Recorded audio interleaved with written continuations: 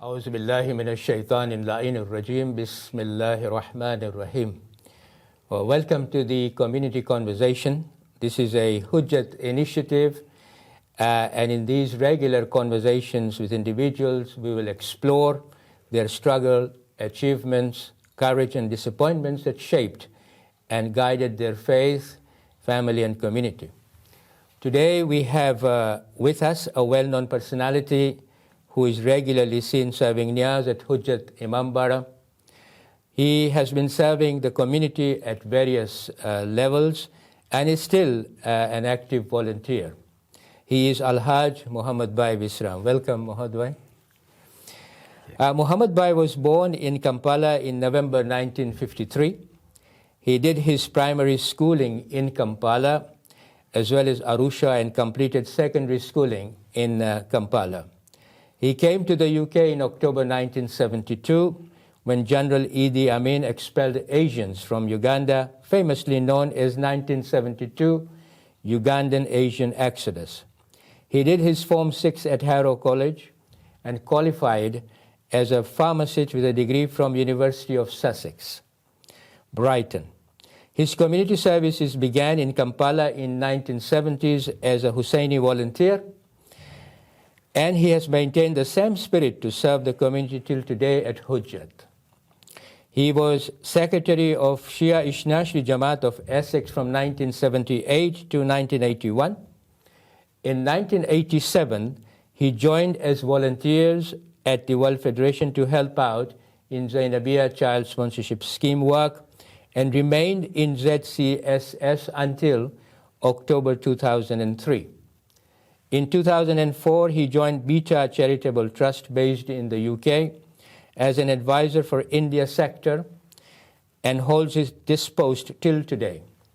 From 2008 to 2011, he was a committee member in Hujjat and was in charge of dispute resolution until 2016.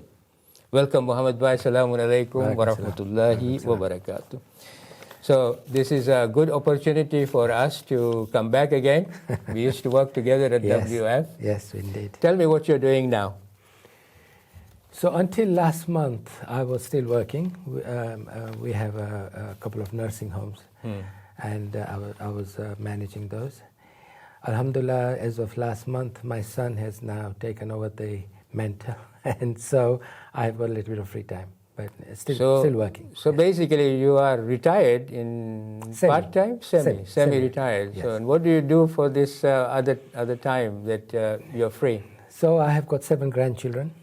So you 7, mashallah. Okay, Alhamdulillah, good. alhamdulillah. Yeah. And I try and spend as much time as possible with the grandchildren. Also, I'm quite actively involved with Beta Charitable Trust, and that has always been a passion of mine. Tell me something about Beta Charitable Trust. When did you join Beta Charitable Trust, and why did you join Beta Charitable Trust? So when I was in Zainabia, when I was the chairman in Zainabia, then at that time, Nasin Baiwalji used to be a very ardent supporter of Zainabia, and he used to help us out quite a lot. He used to monetarily as well as he was a very good well-wisher of Zainabia.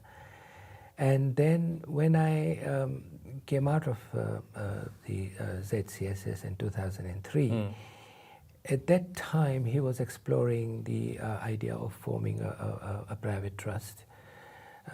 And in 2004 the trust was formed, and he invited me to join the trust to advise on the experiences that I had in India, because most of my ZCSS work.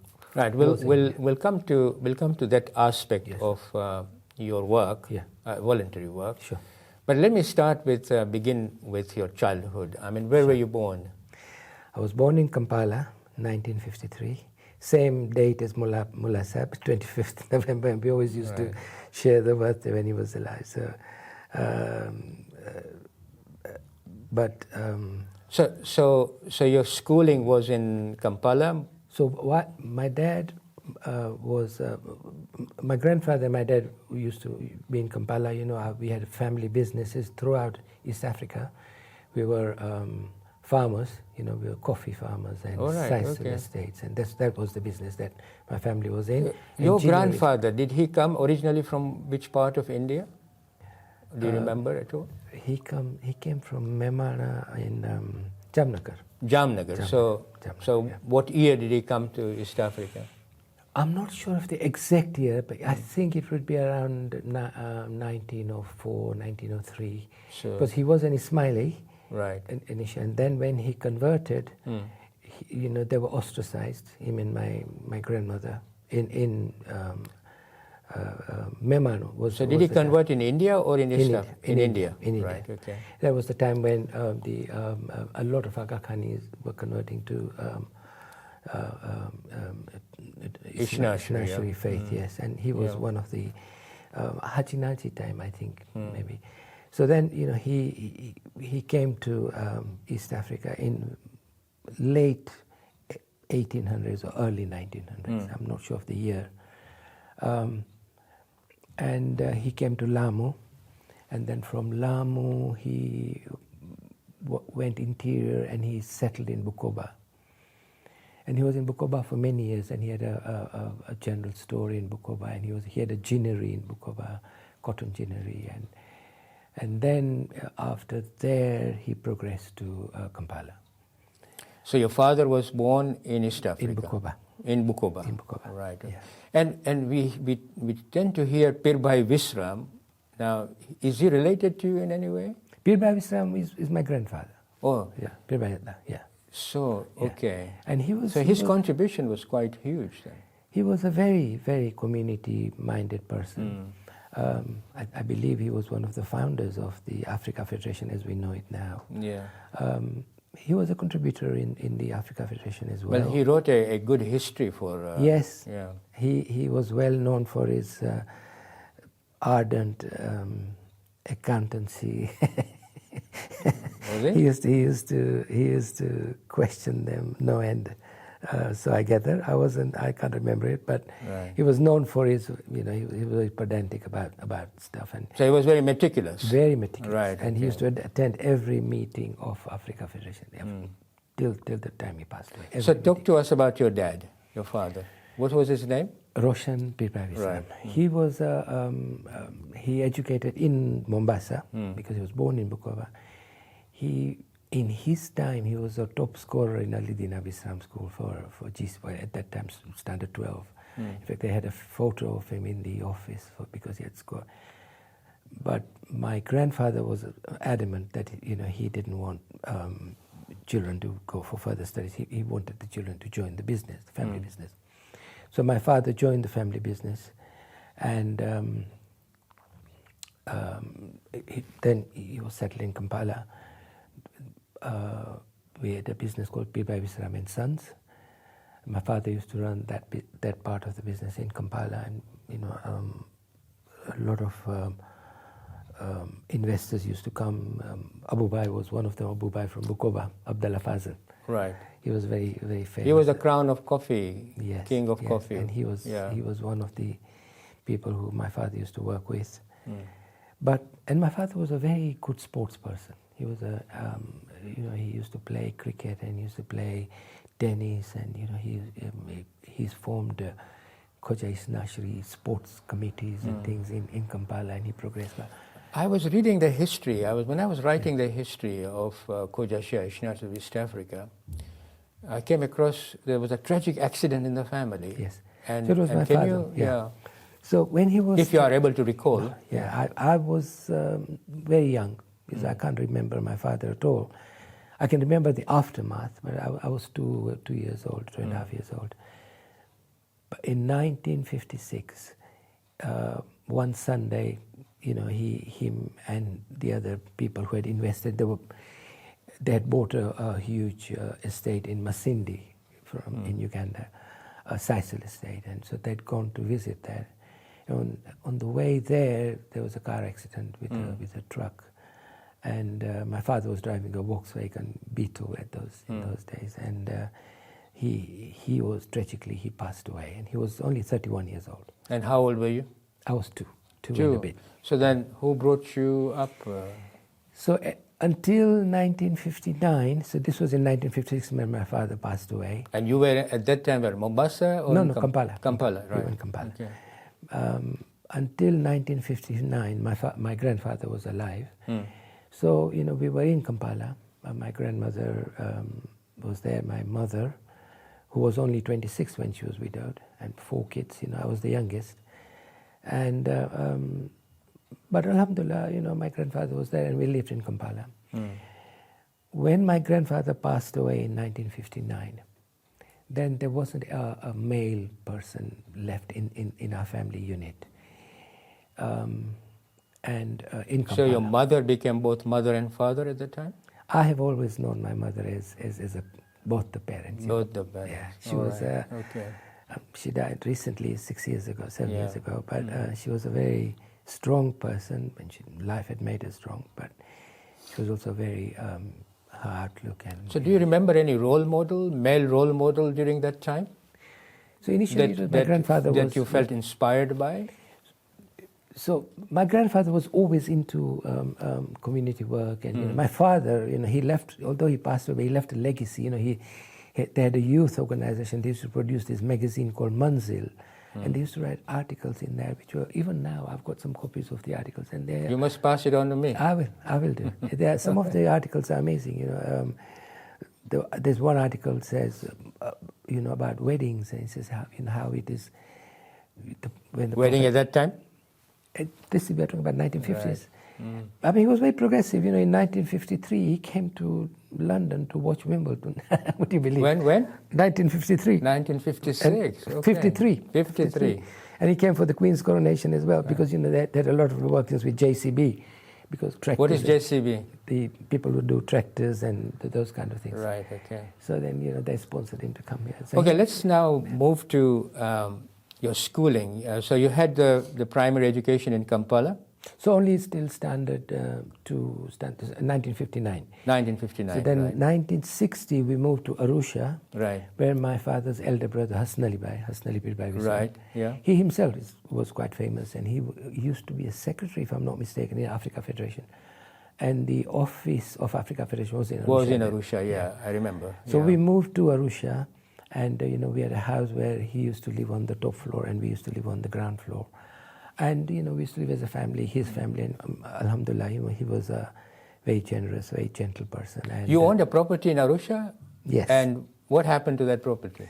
So the property, when we left Arusha, my uncle, Husseini Volunteer, left it to the Africa Federation. And then, after a few years, the Al-Qaim project, they wanted to do the Al-Qaim project. All right, so they, okay. Then they bought, so it was in a trust in Mohammedbhai Walji Trust, my grandmother's trust. In Africa Federation was looking after the property. Right. And then in recent, I can't remember it, but I think maybe 10, 12 years ago. You handed back to Africa? So the Africa Federation right. then paid off the Mohammedbhai Walji Trust for the property, and then they built the Al-Qaim project, which I believe, I haven't seen it, I believe it's a 4 or 5 story building. Where you should go back to Arusha, now that you're retired. I'd like to. Okay, now, so where was your secondary schooling then? So, you went to Arusha, that's right. So rest of the primary school was in Arusha under the influence of my uncle Husseini Volunteer, I'll forever be indebted to him. And then reaching standard 7, there was a new law passed in Tanzania that you could only go to a government secondary school if you were a Tanzanian citizen. And of course I wasn't. I was a Ugandan citizen. So this we are talking about post-independence, yeah? Post-independence. Yeah. This was 1965. Right. So then a decision was taken that I should go back to Uganda. I was 12 years old. And I went to stay with my father's younger brother, Mohammedbhai. This is in Kampala? In Kampala. And he, coincidentally, was the president of the Kampala Jamaat then. So, yeah. But then I stayed with him for the next 7, 8 years and did secondary education there. I went to so I did standard 8 there, and then went to Aga Khan Secondary School. I studied Aga Khan Secondary School until 72. And that, the way I came to this country in itself is a story, because I was the head boy in the school in 1970, 71, 72. Started Form 5, Form 6. And in that August of 1972, I had gone back to Arusha to my mother because of holiday time. And then Idi Amin announced that he wanted all the Asians out. So were you in Arusha at that time? So when he announced, I was in Arusha. All right. And I was studying very hard because I was doing sixth form. This was in Kampala that you were? So, yeah. I was studying but you were Kampala. in Arusha? I had gone to Arusha to my mother because it was... And the exodus announced? And then Idi Amin announced on Asian expulsion, So then decision was taken that because I had an unconditional offer from a university, Manchester University, for medicine. And so my mother and, in their wisdom, they said, you must go back to Kampala before the borders close and everything, because you must finish your sixth form. If you finish your sixth form, then you can go to UK and you study there. So I went back to, flew back to Kampala from Arusha. Unfortunately, when I got back to Kampala, things were quite dire. And coincidentally, in that summer, my uncle and auntie, and who I used to live with, they had come to UK for a holiday, because it was holiday time at that time. So when this was announced, they obviously then couldn't come back. So they decided to stay in UK, and they put their kids in school here, and because the new term was starting September. So I was alone in the house in Kampala for more than a couple of weeks, few weeks. It's quite scary. Lots of things. The period was quite tough for the Asians at the time? Yes, it was. It was very tough. Many. What can you recall about the state of our community at the time? Turmoil, fear, worry. People people had made their lives there, their livelihoods. You could only take, I can't remember the exact amount, but a very small amount of money out, and the rest of you couldn't take out. And so even the journey from the home to Kampala airport was quite scary? There was a convoy that. So with me, before I got to the airport, so I used to go to school every day because that was safe. The school was safe. So I got talking to my headmaster, who was a Scottish gentleman, Mr. McCord. And he asked me, Mohammed, what's happening to you? I said, I don't know, really. Because I said, my uncle's not here. My auntie's family is here, and they had come to stay in this part of the Kampala where we used to live, because it was safer there. I said, I had company at home. I said, I don't know. And I said, my uncle's in London now. So he said to me, okay, I'm going to write you a letter. Go to the British High Commission. I had no other case to come to UK. So he wrote a letter, and then I stood in the queue for 2.5 days, which was,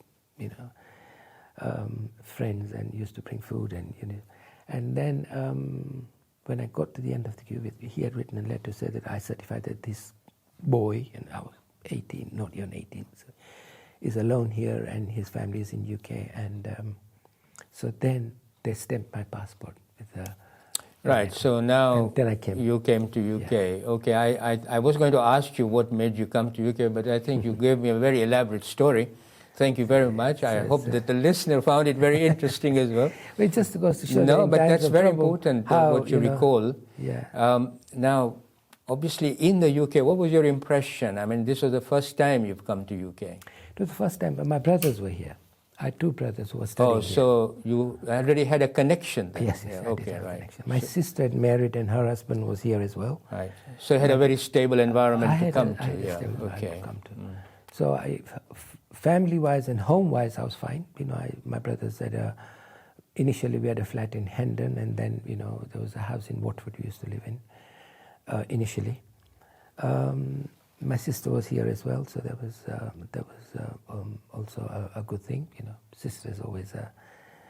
So, but about education now, what to do? Now, you came to London, not to Portsmouth or Brighton, no, because I understand from I've known you for some time. So I knew you studied at Brighton. So what happened? In London you came, you stayed with your family, presumably. So what was the community like? Right.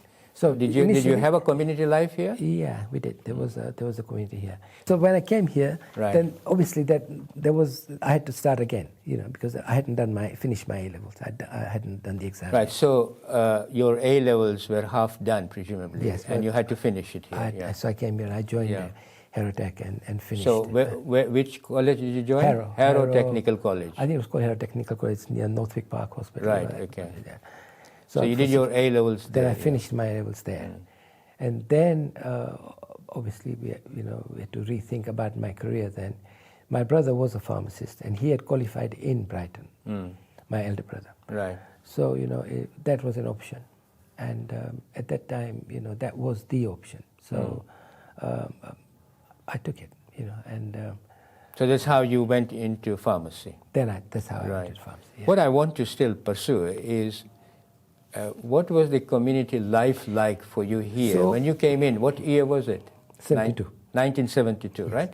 So in 1972, the Jamaat hadn't formed or was already formed? There were families here, and there were more and more families coming every day because of Ugandan exodus. Hammersmith was already there? No, it wasn't there yet. There were majlises being held in houses, private houses. Right. There was something, there was an East Africa house in central London, where there used to be majlises held. So some programs were held there. The major events or major programs, Ashura and Eid, and those kind of programs were held there. Otherwise, it was family members and in your locality where you go together and listen to the majlis, tape recorders. In those days, there was no. Maulanas, though, at that time I can't remember. No, I can't. I don't think there was any Maulanas here. But we used to listen to majlises on tape recorders and have a sort of a small gathering. So talk to us about your life at the university. How did you find life there in Brighton? Was it sort of you had a student life there? I did. I did. Or did you meet any of our East African Khoja Shia Ithna-Asheris there? There were, yes, Shabir Panju was in the same college as me. He was. All right, okay. And there were some, but there were lots of Asians as well, from Africa. And so college life was good. It was a liberating experience in that sense because. Independence of life and all that. Yes. But also, we were working.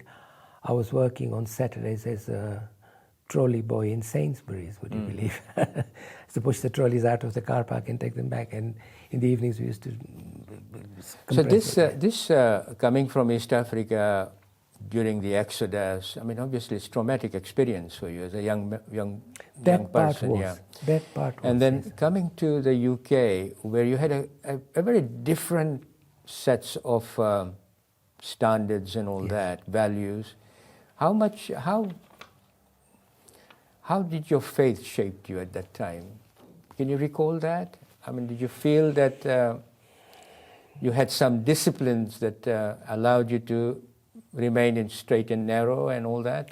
I think my grandmother had instilled on me, because I was very close to my grandmother because my dad had passed away, and my grandmother, she was alive till 1964, so I was about 10 when she passed away. She had instilled a very solid namaz, roza, so the obligatory things, and also the value of truth, speaking out when it's injustice. She and my mum was very strong. So that was there. So that home background helped you quite a lot. Right. I always, with everything else that happened in student life, namaz, roza, those things were must. There was no compromise. Even in our house, my mum used to fast, and I used to fast with her. We used to do things together, and so that core religion was there. Right. Okay, Mohammed. I want to now sort of move forward into. So you qualified as a pharmacist from Brighton. So then, what happened? I mean, how did you? When you retired, what was your profession? Still a pharmacist or something else? No. when I retired, I had progressed from pharmacy into nursing homes. Right. Now, Yeah. but recall that. You know, what happened sort So of after pharmacy- life so after that. So I qualified in 1977. A couple of years I worked in Boots, and I became a manager in one of the stores in Boots. And then my brother already had a pharmacy, and he said to me that I think you should go into we should have our own business, you and me, because we're pharmacists, and no matter how much you work, You're still working for someone else. Yeah. And our Asian mentality was that we should. So we bought a. We call it Asian mentality, but is it really an Asian mentality? Do you think it's a good mentality? It's a good mentality, but is it an Asian mentality? What do you think? I think, as opposed to the English mentality, I think you can say it's an Asian mentality, because Right. more Asian people go into business. Right. Historically, if you look, English people or indigenous.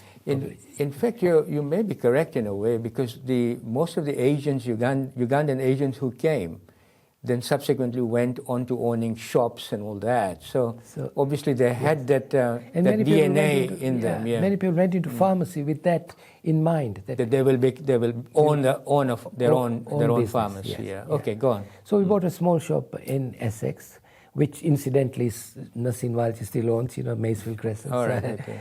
And then I was there for. So you sold it to him then? Yes. Right. Yes. So I was there till 1985. I think Nassim had a purpose behind it. He bought that pharmacy so that he could bring you into Beta Charitable. I don't think at that time Beta was in his agenda yet, because he You just never qualified. know. Yeah. But anyway, how this is just to show how life. That's right. There's a hand of destiny behind every one of us. One thing, talking of which, it takes me to my grandmother used to say is, no matter how small, but if there's any good you do, it never goes away. Yeah. There's an energy that stays, and it always comes back. And if you do bad, that doesn't go away as well. And sometime in your life, it will come back. And that kind of, in my mind, it's there. You have a streak of Buddhist philosophy in you then. Okay, right. Yeah. If it's a good philosophy, whether it's Buddhist or whether it doesn't matter. But there is jived with you, yeah. Okay. There is. So, yeah. And then in 1985, we had 2 kids by that time. I married in 1979 to my mama's daughter, Takibai, and he was a personality himself. In Nairobi, he was. So when did you get married? 79. 79. May Okay, 79. right. Yeah. So this year we celebrated our. How many children now do you have? Now I've got 3. 3 and 7 grandchildren. And 7 grandchildren. MashaAllah. Okay. So in 1985. That's a prosperity in itself. Oh, Yeah. Undoubtedly the greatest prosperity. So what made you go into the present business? I understand that you went with your brother. Yeah. Now, what made you go into this one? So in 1985, I said to my brother that, look, my kids are young, and I'm worried because our shop was in Essex and there wasn't any sort of madrasa and things there. And in those days, M25 hadn't. You used to live in Hornchurch. In Hornchurch. That's right. In Hornchurch, yeah. So in Essex, we used to be there. Yeah. We used to have a Jamaat, and I'll come back to how, when we got to the Mullah, we'll come back to this bit, how we got to know Mullah. But so in 85, my brother and I decided we should look for a shop nearby so I could move towards them. By that time, this Stanmore Hujjat was here, was being constructed. It was under. Yeah, they had already bought it by then. They had already bought it, and I wanted to move to be a part of that. So then I bought a shop in Muswell Hill. The shop came up in Muswell Hill, a pharmacy. So then I sold my shop in Essex and moved to Muswell Hill, and then I moved to Northwood, and that's how. Then that shop I worked or I ran until 1999, and then moved into the nursing home business. Nursing home. Now, where is that? In Fareham. In Fareham. In Hampshire. Okay, Mohammed, now I want to sort of bring you to the community life now. I mean, from your CV, you were a Husseini Volunteer in Kampala, correct? Yes. How old were you there? 16, 17. 16, 17. So what made you go into service to the community? Is it your background, or it's something ticked in you that, look, I must do that? You know, the friends. Friends. And also... the ethos, the environment? The ethos, the environment. We used to have a very active mosque life in East Africa. Right. So, you know, all our social life was in the mosque. And Anwar Chagani was there. He was only a young man there. And there was a Bashir Ali Dina, you know, the gentleman who was shot in Karachi. He used to be one of the volunteers. Yeah. And the people were there, and they used to kind of encourage us, draw us in, you know. Husseini Society, sort of, you know, after Maghrib Isha, used to have it. So and we just, you know, giving back to the community was always encouraged. And so it was... So you were a Husseini volunteer in Kampala. You came here, I'm sure, no community life, so you must be missing that type of an ethos. Yes, I did. Yeah. That community feeling was missing. Something, you know, the feeling that you belong. You know, it's difficult to explain. No. But if you go to a foreign country, everything else might be there, but you don't get this feeling that you belong. Yeah. No, this is a very important point you're making. I mean, the fact that you needed to belong to a community. Yes. And that was one reason why you came to this part of London. That's why I moved from Hornchurch to Northwood, so that so I belonged. So now we have a community here in Stanmore, and you participated presumably as a member of this community. Yes, ever since. So what sort of made you then? Hammersmith days. So what made you join the community life or voluntary life in Hujjat? What brought this about? So when I came back, all the people that I used to work with in Kampala as volunteers were volunteers here. As I say, Mohammedbhai, and you know. So it was natural that when I came to the mosque, when it was time to serve, I would get up and serve, because this is what I used to do always, and so it was just natural. So that was a natural thing. Yes, and they were very embracing, you know. So, yes, you know, they would say, "Oh, Mohammed, it's nice to see you. Come back, you know. You can't sit down when we're, you know, this kind of thing." And it was again, you know, that camaraderie, the friendship, you know, I want to come to the World Federation afterwards, because I think you joined WF sometime, but let me just stick with Hujjat at the moment. You then subsequently became a committee member? That was much later. Doesn't really matter, but at least talk to us about what was life like as a committee member of Hujjat. So, was it a proud moment for you? It was, being a committee member, or you took on a lot of responsibility? See, by that time, I was in my 50s. And, you know, I had seen where the gaps were in the community. And one of the gaps I could see was that we really didn't have a very organized dispute resolution, mediation. And, you know, I see more and more young people were getting married, and, you know, more and more divorces were happening, more and more problems were happening in the community. I thought that we didn't have a very organized. There was, you know, people used to do it privately, or there was a group of people used to do it, and you know, Alhamdulillah, you know, they did an excellent So what year was this? That 2008, I think it was. So when 2008. 2008. Yeah. So this was, I think it's 2008. Yeah. And then Mustafa at that time. Mustafa Jafar. Right. He approached me and he said, and look, he was standing as a president. And he said to me that, Mohammedbhai, would you join the committee? And I said, on one condition, that I had this portfolio, because I want to develop this, because there had been a couple of incidences in my own distant family where divorces and things had happened, and there wasn't anything organized. And so I thought that there was a gap there. So I came with an agenda to do that. Right. When you came in for this particular portfolio, as a matter of interest, did you have any figures with you that so much of divorce rate was occurring in our community, or it was just anecdotal? At the time when I came in, there was some personal experiences. You know, I said, you know, members of my families, you know, who had gone through that experience, And it was anecdotal as well. But when I came So we didn't have any statistics or at the anything time, no. But when I came in, the first thing we did was then to form a team and then to do some statistics. And did you do it? And we did it. And are you able to give some figures? I can't recall the numbers, but I have to say that it wasn't as bad as I thought. Right. Okay. Well, that's positive, isn't it? Yeah, it was positive. Yeah. It wasn't as bad. What was missing was an official, recognized body that dealt with it. Yeah. Yes. And actually looked for causes as well. Yes, and organize seminars and learning sort of classes so that people were aware of what to expect. So reflecting back now, if you reflect back retrospectively, do you feel that this particular project for which you joined in 2008 has a beneficial impact in the community? Or is it still going on, by the way, or not? I'm sure it is, you know. I see. But you haven't kept it.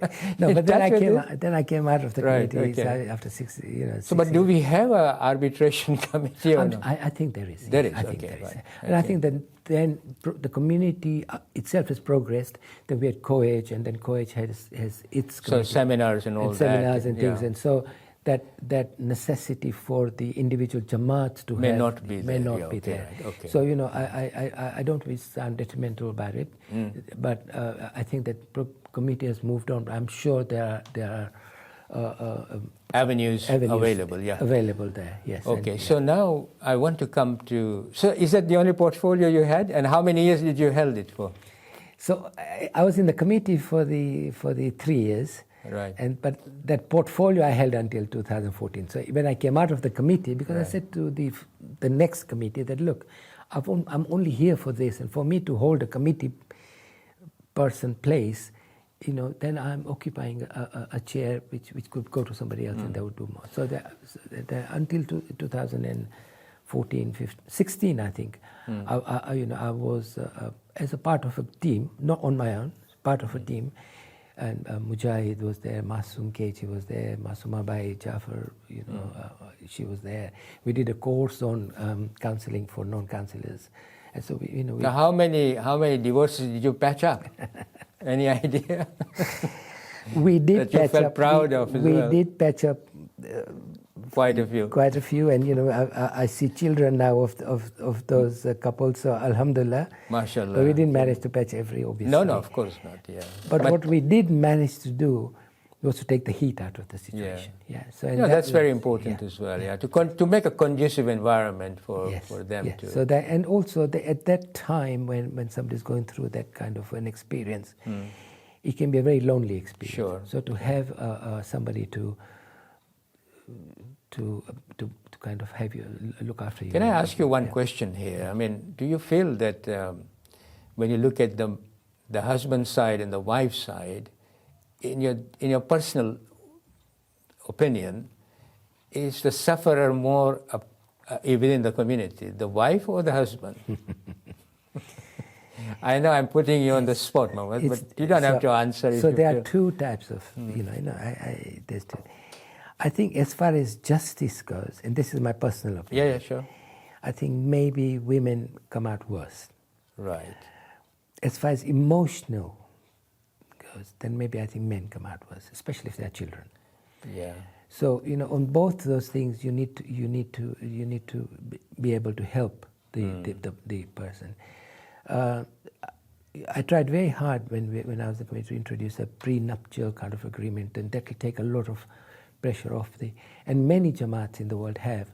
But unfortunately, I was unsuccessful to introduce that in Stanmore, and I believe that we still haven't got this. No, I think, Mohammed, you gave a very good answer, actually. I mean, and I think fairly as well, on a justice side, not an emotional side. That's something to reflect upon. Yes.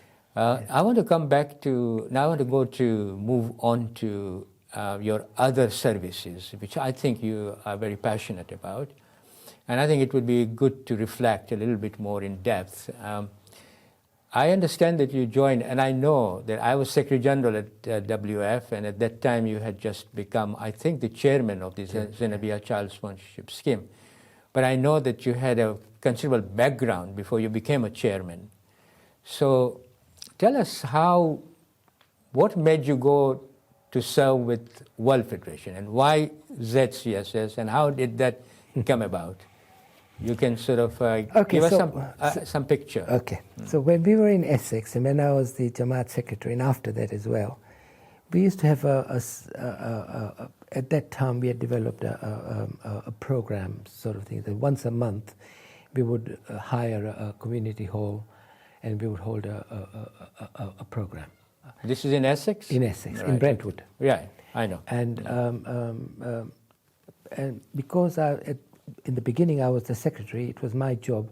At that time, Mullah had just moved to London. And so he had offered his services kindly, that once a month, if somebody picked him up, he would come to Essex and he would spend the afternoon with us there.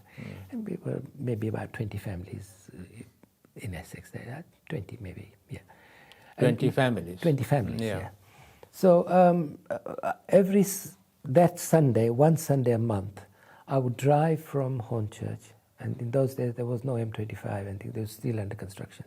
It would take me 2 hours, I think, to come to Rayners Lane where Mullah used to reside, pick him up, and then drive back. This is 1980s, isn't it? 79, 80. Right. Yeah, 79. And pick him up and take him back to Brentwood. And then many times there were other members of the community who would volunteer to bring Mullah back in the evening. If not, then I would drive him back. Right. And so I had those. So in those times, obviously I'd pick Mullah up at about, I don't know, 2 o'clock or so, and then we would drive to. So we had this couple of hours in the car where Mullah would, me and Mullah would sit in the front, and his family would sit at the back, and we would have 2 hours to chat. I was quite cheeky in those days, and I used to push the boundaries with Mullah quite a lot. I said, Mullah, and he always used to smile, and he always used to very patiently. But so we had a rapport sort of thing, and I can't tell you how much he inspired and how much I used to admire him once I got to know him. Before that, I had heard about him. He used to recite majlises in 70s and things. We had heard his majlises on tape recorders and things, but I didn't really know him personally. But in those 2-3 years that we did this in Brentwood, I got to know him and he got to know me. And some of the things, it wasn't only religion we used to talk about. I had a passion for poetry, and he did as well. And we used to talk about poetry, and he used to talk about his experiences in Africa, and we tell jokes and laugh. And it was a very relaxed kind of time.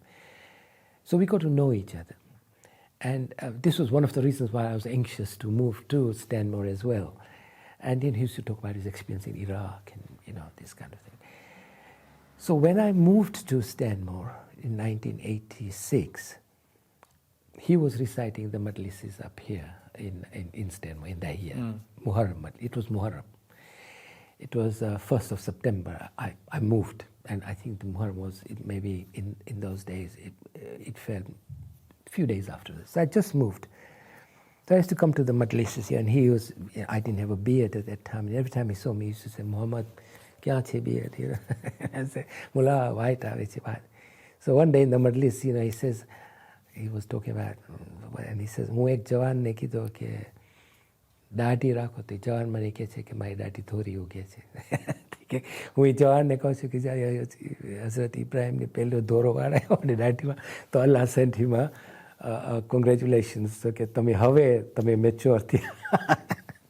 So I went to see him. I said, Mullah, you should have done that in front of He says, tame moved hai kya? So I said, yes, I've moved now, and alhamdulillah, we settled. He says, I wanted to have a chat with you. Have you got some time? So I said, yeah, of course. Mullah says, you want to chat, you don't say anything else. So he says, well, after Muharram, would you take some time and come and see me on a Sunday in World Federation office? And so I said, yeah, that's fine, because I was dropping my kids to the madrasa. And so I said, yeah, I'll pop in. So I went to see him. And he says, now that you moved here, and I'd like a favor from you. So I said, okay, Mullah, what is it? I'll do my best. So he said, we've got some records and things for Zainabia Child Sponsorship Scheme. I was aware of Zainabia Child Sponsorship Scheme by that time. I had heard Mohsin Bhai Dharamsi do a promotion of on the mic in that Muharram, and I was very taken by that. I was very inspired by that. Inspired by what? By the presentation that Mohsin had done about on ZCSS. And yes, yeah, okay. okay. So they just started at that time, Right. 85, 86. So, so I said, what do you want me to do? He said, well, we got some records and we got this computer now. It was the old 286. In those days, it was a new computer. And we want these records that have been handwritten to be entered into the computer because that will be... And he says, better on week tame jo avishakta ho Sunday na tame madrasa ma drop karo to chokraone to I would really appreciate it. So I said, yes, Mullah, that'll be fine. I'll come. I said, because, you know, others I used to go home and come back and pick the kids up. So I said, okay, yeah. So that's how it started. So when you joined, were you the first one, or there was a young team there? No. You were the first one. I was the first. So Mohsin was there. Mohsin and yourself. Yes. Yeah. Yeah. And so how did you then? How did your colleagues? I know you had quite an extensive team at ZCSS. How did they sort of come about? Okay, did you have a part to play there? So after the period where I was helping Mohsin, so Mohsin then showed me what to do, and then, you know, Mohsin was involved in so many things, and everything he did, he had to be perfect, as you know, Mohsin, his nature. So he was, you know, so he would show me what to do, and then, you know, he had other things to do. And I would on Sundays sit there and enter these records meticulously. You know. And then when it finished, it took longer than 2 weeks, maybe 3-4 weeks. So I went to see Mullah tame man chala records ya thai gaya che ne hayong tamai raja lo. Te mane ke beso so what was your experience? What tamne sula?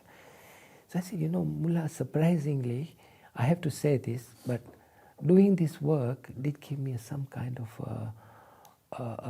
a sukoon kind of thing. Because for the first time I felt that I was doing something that had no benefit to me personally, but I was helping somebody else, and my being was making a difference to somebody's life. So he smiled, he says, I was hoping you'd say that. And he says, Mane Mohsin ni kido ke, you know, tame kaam kera cho, it's been very helpful. And he reckons that, you know, he would be able to work with you. How did you expand the team? So then when I joined, then obviously more and more work came. Right, okay. So, you know, because all these school reports came that needed to be meshed up with the parents. And so once I joined Zainabia and Mohsin as a volunteer, and then more and more work came. And I only had that much time, and, you know, so then I went to Mullah, I need some people to help me because there's quite a lot of work is coming in now. And, you know, the India sector was developing, you know, the especially Gujarat sector was developing. And at those days, we were matching up. So how many children were there at that time? When I joined, if I'm not mistaken, there was 900. 900, okay. Yeah. And then at that time, Mohammed Naqvi was studying in the Hausa here. So, and Mullah had asked me that in something, you know, some kind of mentorship kind of thing. So I asked him, I said, Mohammed, if you're free, can you help me? Because so he came. He used to help me whenever he was free. And then Zishan Kanji, his dad and my father-in-law were very good friends, and he had told me that Zishan had come here as a student. So Zishan joined you? Then Zishan joined me. And then me and Zishan were there until 1993, 94, you know, until that time, you know, it was just the two of us. Occasionally, if the work got too much, we would get somebody else to help us out. But then, you know, the real majority of the force of the work then came after 1993, you know, when we went into schools and things, and then we... Right, so how did the school project came about? What was whose idea was it that we should now build school? Because I think as far as Zainabia Child Sponsorship Scheme is concerned, it was sort of one-to-one. Yes. But this idea of a school now, how did that come about? So there were a couple of events that happened. Firstly, you know, there was a team, Mullah had gone, and they'd gone to Awalkunda.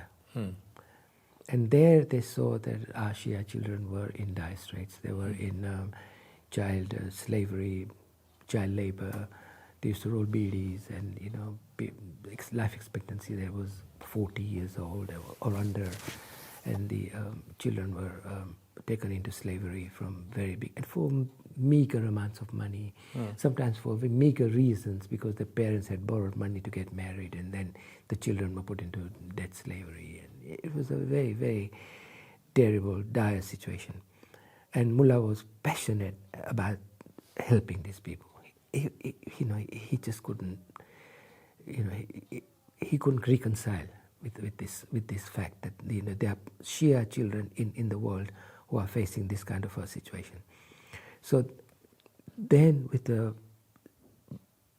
if I'm not mistaken, it was a very small amount of, but the debt the people had taken from the people who had actually given the debt and who had enslaved the children, that debt was paid up, and the children were free then. So now they were free. So what to do with the children? So then approaches were made to the schools in Awalkunda, but there was no. No, but what I'm after, Mohammed, is how did that germinate? That idea of a school. Yeah, so that's what I'm germinate saying. Within the WF. So in Awalkunda, we had all these children who had nowhere to go. There were no schools to take them because all the government. So that was an issue. That was an issue. Right. So there was all Shia. At the same time, there was a cyclone in Alipur, outside Bangalore, and many of the houses and things were demolished there. And then they asked Mullah for help, to ask World Federation for help. So Mullah had gone there, and he formed a bond and a liaison with Mirza Mehdi Sahib. Mirza, yeah. What was the name of the charity, Mirza Mehdi Sahib? Imamia Education, Medical. Okay. Yeah. So so then they went to Alipur, and then Mullah Sahib commissioned that many houses to be built, and donors came up. But again, there was an issue with the children. So that's when we saw that all the children in Alipur, only a handful could go into the school because the government schools were full up, and the girls were not going to schools at all. Culturally as well as. Did you go and evaluate it, or you just got the information? So at that time, the evaluation and things was done with Mohsin. Right. Okay. But I was here, and he used to get and Mohsin and me, we used to sit down and used to go, and so then we said, well, how do we do this? Where do we? So there was and then we thought that maybe we should have our own schools. There was a fair amount of opposition to that idea as well. So what was the rationale for the opposition? I mean, it seems a very natural evolution from one to a school. I understand it at that time, and as I said, because I didn't used to go to meetings and things much, but as I understand it, it was that we are getting too involved into the thing, so too much. Yeah. We're getting too much into the, we can't. But did you feel that we needed to go into school? I did. Right. Okay. You pushed it for it? Yeah. I quite hard sometimes. Right. So who did you approach? Marhum Mullah Sahib? Yeah. So me and Mohsin used to have a discussion. Then I used to. Mohsin always used to call me Mullah's blue-eyed boy, because if I went to Mullah with something, I always came back with a positive result. So Okay. So I said, look, Mullah, it's a no-brainer. You've liberated these children. Now what? And we had to have this. And then he agreed, and he says, okay, so let's do this.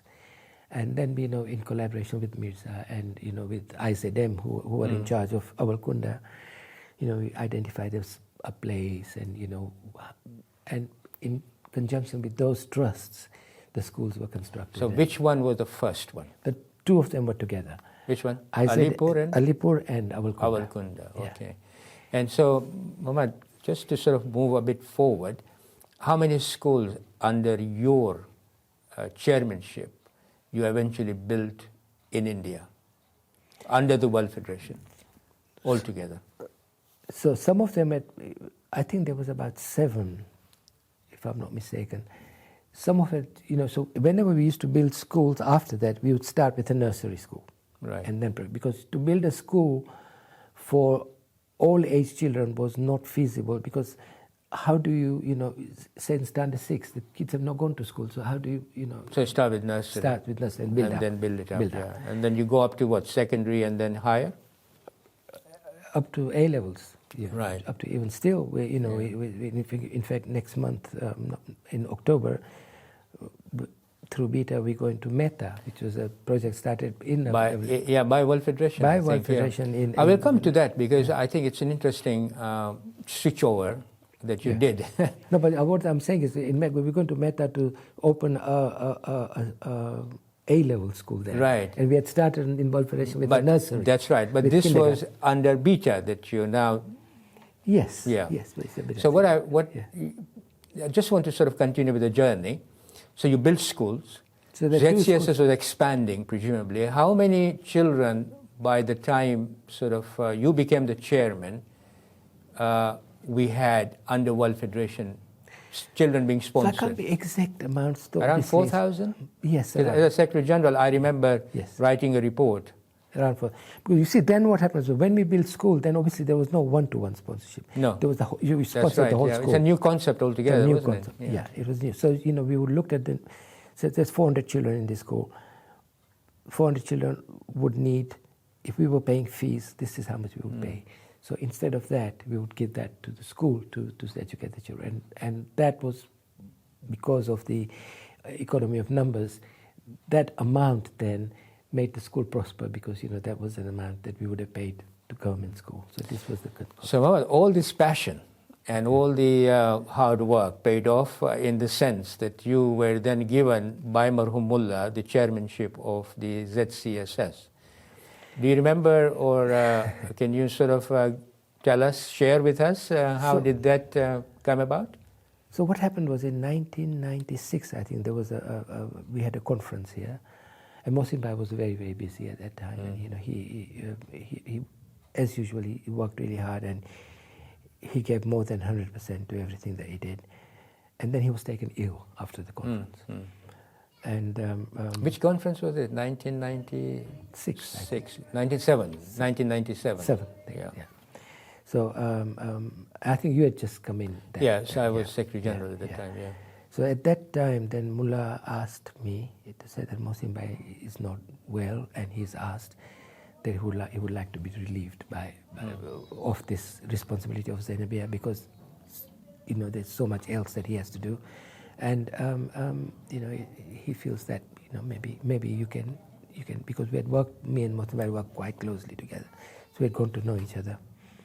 So I went to see Mohammedbhai. He was in the hospital at that time. He had chest pains, if I'm not mistaken, but I'm sure he'll correct me if it's wrong. But he was in the hospital. I remember going to see him, and I said, Mohammedbhai, he says, Mohammed, you can do it. I know you can do it, and he can. So he encouraged you. He did. He said, and he said. So I came back. I thought about it a couple of days, and then I came back to Mullah, and I always remember this. So I said, okay, Mullah, मैं Mohammedbhai साथ बात करी, okay, but my main conditions. And you know what, Mullah is look under, from above his main conditions, two conditions.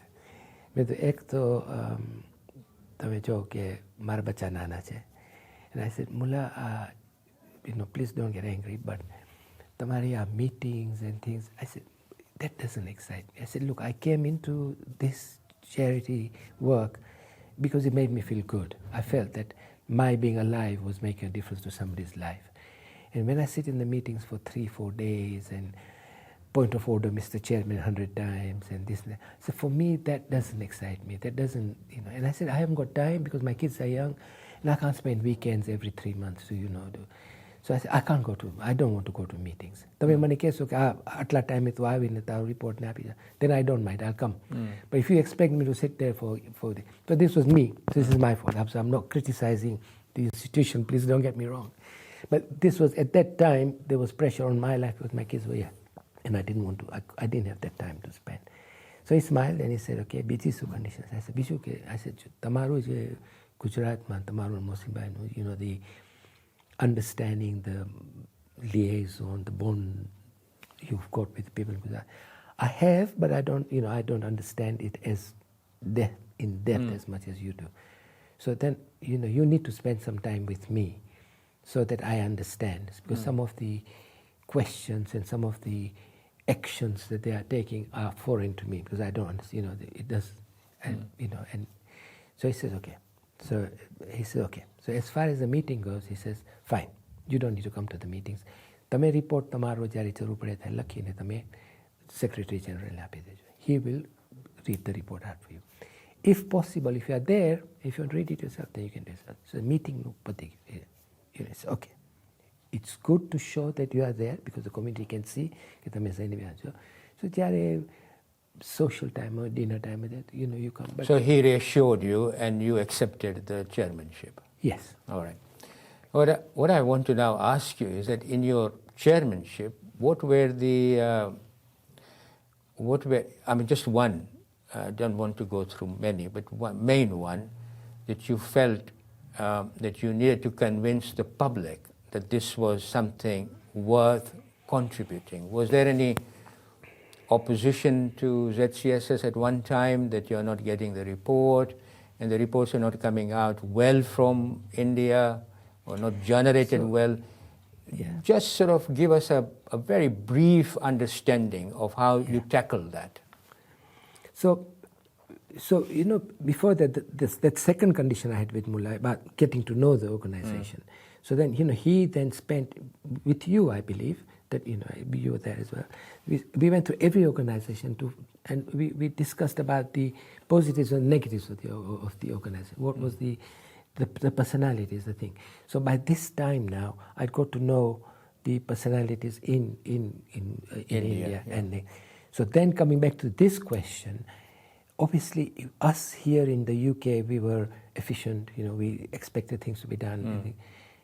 India at that time was lagging behind. Right. Things were written, things were handwritten. In those times there was no internet, so that people couldn't send things on the internet. So each school report had to be posted, and it had to arrive here. Yeah. And then we had to open the parcels. You know, you remember those Yes, I parcels remember we used that. to get. It was quite a bureaucratic way of doing things. And then we used to have to go through everything, and that was written in Gujarati. It was only I could read Gujarati. Mohammed could read Gujarati, but most of this team They didn't couldn't read it, Gujarati. yeah.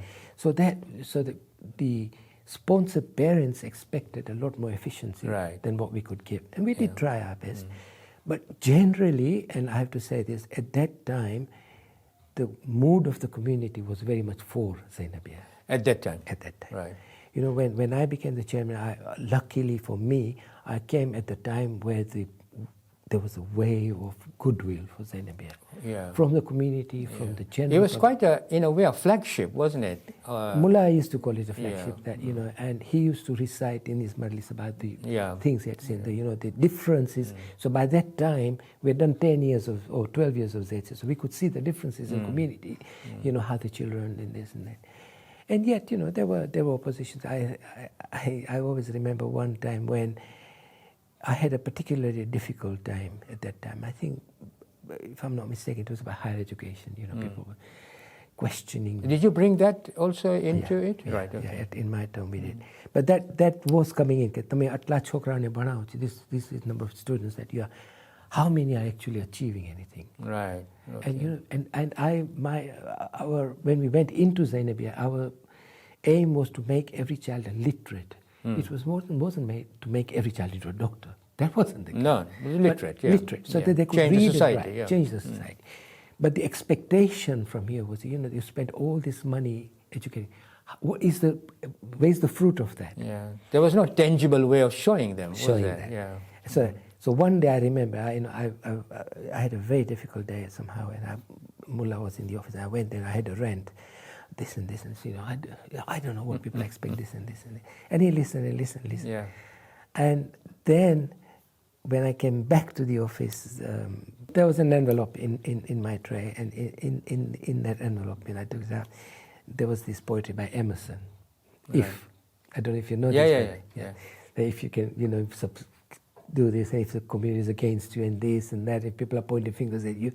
If you can still maintain your belief in this, then you are a man, my boy. Right? Yeah. And the mullah, not another word was said then. But that was Mullah, he saw. But this is how he encourages colleagues to sort of. But by that time, the team had grown, and one of the things that you mentioned about it is that every member of that team, when I look back, every member of that team, and I say every, today holds a certain position in this community. Whether it's Sajjad Tejani, whether it's Muhammad Ali Bhai, whether it is Zishan, whether it is Shams, whether it is Safdar by himself. He's a president. He was a president. Right, okay. Mustafa, Mullah Nustan, Ali Bachu, he was one of the. So Mohammed, obviously we haven't got much time now because it's progressing very quickly.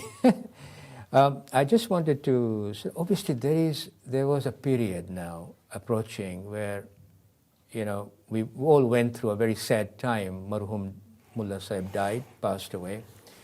Subsequent to that, I'm talking about period 2000, after post Marhum Mullah. How that impacted you? Because you were working very closely with Marhum Mullah. So that was a difficult time. Firstly, that agreement I had with Mullah about meetings and things, obviously. So now, you're on your own now. I'm on my own. So I had to go to every meeting, every 3 months. So that was difficult. Also, Mullah used to shield us a lot from these questions about this higher education and this and that. So, now that was all coming to me. I personally remember, and I'm sure you were in the meeting as well. I sat there, and there was in the office bearers meeting, as it were, not the committee, where I was asked, how are you personally making sure that every child that we're paying for is going to go into the university? And I was thinking, I said, well, how can you? But that was the wave of new expectations coming in. So you took more responsibility subsequent, more bureaucratic responsibility, and also the team was there, so I had to shield the team from the keep the team motivated, and yet to answer the expectations of the right. So that was a difficult we come to 2003 when now a new president obviously took over. Was it 2003? Yeah, 2003. October because 2003, no, I think Mohammedbhai Walji was the president subsequent to Marhum Mullah Sahib. And so then, from 1999 to 2003. And then, of course, new presidency then began from 2003 onwards. Mohammedbhai Hassan came, and then subsequently taken over by Asghar Bhai, Mauladina and all that. So when did this transition occur from World Federation to Beta, and why did it occur? Okay, so as we were coming to the 2003 elections by that time, I personally myself felt that the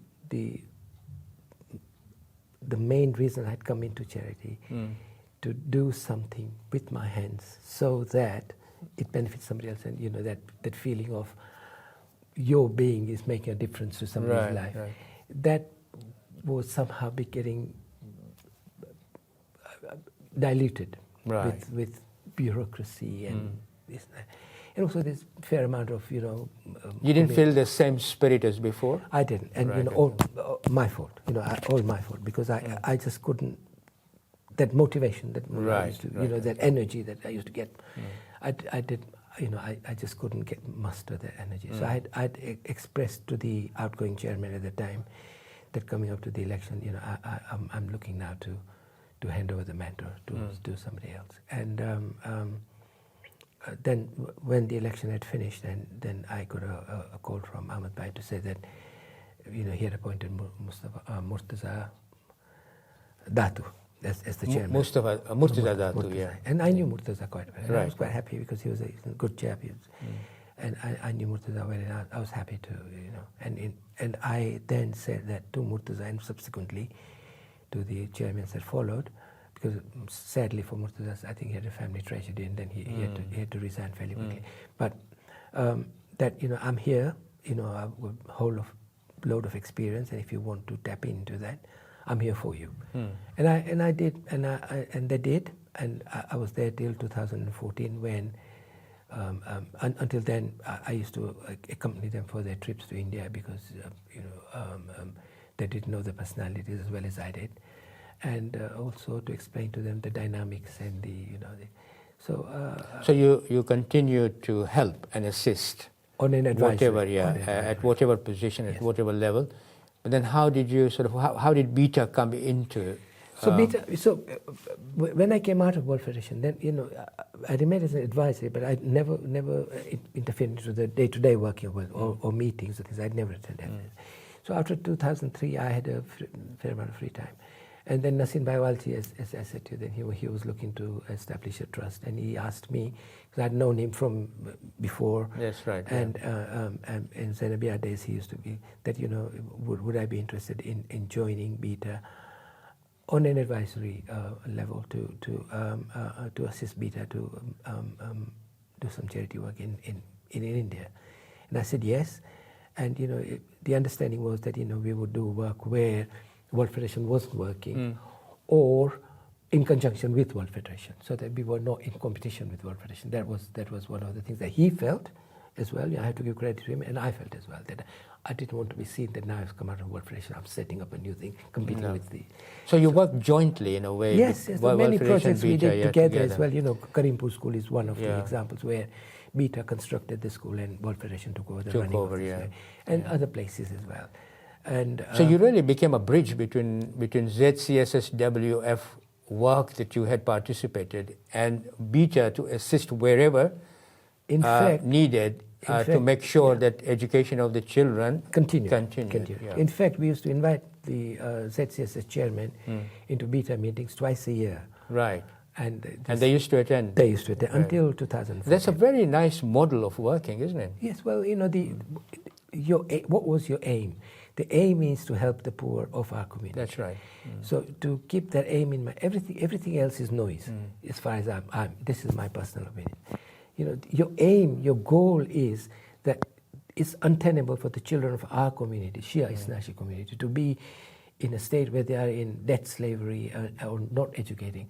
When we call ourselves the Shia of Ali, and we have got resources here with which we can help these children. Right, yeah. That is the goal. Yeah. Everything else that happens is noise. Yeah. So to me. So no, but Mohammed, it's very interesting that the passion with which you then continued to make sure that the education of children continues, and even after leaving WF, World Federation, whenever with Beta, you still felt that you cannot leave the children that you had connected with, if there is a possibility of an assistance. So, that's it. The initial niyat was to give my time to help other people or children for education. The conduit was not in the niyat to say that I will go do it through World Federation. That's right. So the objective was that to do that, and whether it happened through WF or happened through Beta, to me, that was. So I have now last two questions for you. One of them is the ZCSS related, in the sense that retrospectively, now thinking back, the work that you have done under ZCSS and then of course Beta Charitable, how much impact do you think that this support of educating a poor child in a poor family have had? What difference has it made to society? Have you seen that yourself, and you can say, yeah, this is the result of really hard work and of course community's contribution towards it? Yeah, undoubtedly. From 1987 when I came into and let me first clarify this. This is not just me. This is the team. The team and the community. Because it's name those team again. Yourself, Mohammedbhai Dharamsi, Zishan Kanji, Sajjad Tejani was there. Who? Mohammed Nakwi. Sajjad Tejani, yes. Ali Bachu. Shams Somji. Mohammed Ali Bhai. Yes. Vital member. Right. And many others. Murtaza Jafar. Murtaza Jafar. Yeah, that's right. Murtaza Jafar. All these people. Yeah.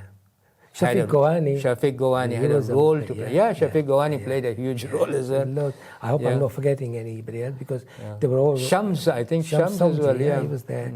Mohammed Hassan was there. Mohammed Abbas Ali, this Merali, who's now a councillor, he was part of the team. Part of it. So, I mean, all these people actually gave a huge contribution towards that objective. And today, all of this, I say, that training in Zainabia, when they were in their teens, is reflected today, back. Murtaza Keji, he used to be part of Masum Keji. Masum Keji, I forgot that. Yeah. So all these people are now prominent members of the community, and they are all solid members of the community. And they all have seen the results of their work. Personally, if I say that the results, if you ask me what impact has Zainabia had, you can't describe that in words. No. When in the beginning in Gujarat, we used to go to people's houses and say, school, we will pay you to send the children. Yeah, I know, remember girls, that. Yeah. The parents used to say, "Nahi, hamari chokri English bolse to they lokana thekana nahi tha, they won't get married." And now the girls are excelling. Alipur, the girls' school of Alipur is the standard is very high. It is the best school in that area. In that area, in Kannada, in that area in Kannada. So the impact is there. I have no doubt in my head that for the investment that the World Federation put into Zainabia, it's really paid off. It's paid off. Yeah. Mohammed, last question now. In view of your experience now, long years of working as a charity worker within World Federation, advisor to Beta Charitable, what advice would you give to the community leadership in the light of your experience, if you have any, on sort of functioning of our institutions? There must be a weakness. There are, of course, strengths as well. But any advice that you may want to sort of impart to the leadership as well as to the community, if you have any? You see, in any society, there are people. There's a variety of people. Some people do things because of their own agenda. Some people do things because the cause is there. Some people do things because the opportunity was there. One of the things, if I go back to Mullah's time, is that episode when I went to Mullah and renting and this and this and this. Then when I went back after when he'd given me the if poet and I said, Mullah, I'm really sorry, I just had a. And he said, and I said, તમારો મકસદ શું હતો? અને I said, મારો મકસદ હતું કે આપણે મારો ટાઈમનો સદકો આપીશ કે છોકરાને મદદ થાય. He says, that maqsad is there. And that maqsad is your, and don't forget that is your maqsad. Right. And so when we come into community to do service, we should have a goal of what we are doing. And then whatever else happens, you should not lose sight of that objective. And community work is a privilege. And so one of the things that Mullah said to me, કે તમારા જેવા કેટલા આ દુનિયામાં છે કે જેને સારું કામ કરવું છે, પેલા લોકો પાસે મોકો નથી. And that was Mullah reprimanding me for having that rant. So when you're given an opportunity, so don't think it is you doing us a favor. It's not you. It's a privilege that you've been given. Right. And his words were કે તમારા જેવા કેટલા આ દુનિયામાં જવાન છે કે જેને સારું કામ કરવું છે પણ જેના પાસે મોકો નથી. તમારા પાસે આ મોકો છે, grab it. And that's the last thing I would say, is that if for the youngsters in our community, if you get an opportunity to serve, don't think it's you who's doing the community a favor. It is the community. It's a privilege that you've been given, because there are thousands like you who have got this wish in their hearts to do good, but who don't get the opportunity. That's right. Yeah. So, and I that's a very, very, very good advice, and I think a very positive advice. And I think it's the truth. It's a fact. Yeah. Thank you very much, Mohammed. It was a pleasure to interview you. Thank you. Right. Okay. Thank you very much, Mohammedbhai, for sharing your life journey of services to the community, but particularly the education needs of the children from poor families. Educating the child to its highest level has been your passion ever since you joined the ZCSS team at the WF. The evolution of ZCSS to its current state is in part to you and your colleagues dedicating to the belief that educating a child is to change a society for the better. To many of our listeners, Mohammedbhai, your journey is an inspirational one and hopefully can inspire youth of the community to serve the community with dedication and passion to serve the cause of Islam. With these thoughts, we bid farewell to our listeners. Till next time, may Allah subhanahu wa ta'ala bless you all. Khuda Hafiz.